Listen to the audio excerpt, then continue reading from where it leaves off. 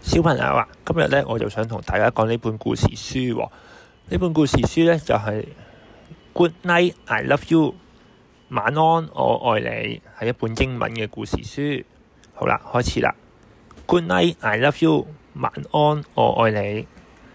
It's time for bed, so let's get ready。係時候上床瞓覺啦，我哋準備開始啦。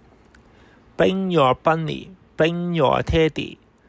帶上你哋嘅賓尼兔公仔，同埋帶上你哋嘅啤啤熊喎。Bath fun at the end of the day， Slush, splash, jingle and play。臨瞓之前呢，我哋就開始沖個涼先，開始玩水，大聲笑，喺度刷，喺度玩一啲鴨仔公仔喎。Scrap high, scrap low， 向上刷，向下刷。Squeaky clean from head to toe， 由頭刷到落尾，咁咧最緊要咧就刷得乾乾淨淨先好上床瞓覺喎。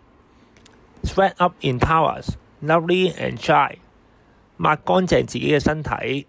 Time to brush, now open wide， 係時候刷牙咯，擘大你個嘴巴。To brush up， 好啦，擺翻啲牙刷上去啦。Get dressed, sleepy head，跟住開始換睡衣咯，由頭到尾換晒佢，乾乾淨淨。A nice time story, let read before bed。到晚間講故事嘅時間啦，我哋臨上床之前呢，就要開始讀圖書。Struggle the cover and off with the light。好啦，蓋上嗰張被，然之後呢就熄燈，準備瞓覺啦。Dream little dream， 咁啊祝大家咧就發翻個好夢喎。同時之間咧就講 I love you, good night。我相信阿爸阿媽喺講完呢個故事之後咧，都係會講 I love you 嘅。好。